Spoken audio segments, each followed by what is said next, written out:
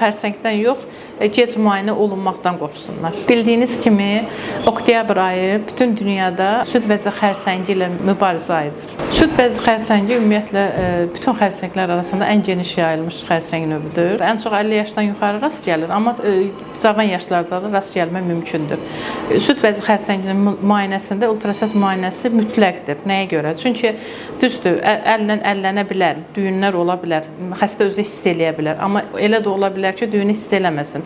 İri həcmli süd vəzisi olsa, onda və dərin qatda yerləsə, o süd vəzi xərsəngin əllə aşkar eləmək mümkün olmur. Ona mütləq ultrasəs müayinəsi olunmalıdır ki, aşkar olunsun, həqiqətən də orada düyün var, törəmə var, yoxsa yox. Bir də ki, bəzi hallarda xəstələr düyünü əlləyir, amma bütün düyünlər xərsəng demək deyil. Onun üçün biz mütləq ultrasəs müayinəsi aparmalıyıq. Bilək bu kistadır, fibroadenomadır və yaxud da xərsəngdir. Süd vəzi xərsənginin profilaktikası üçün ildə bir dəfə müayinə olunmağı məsləhətdir bütün qadınlarda.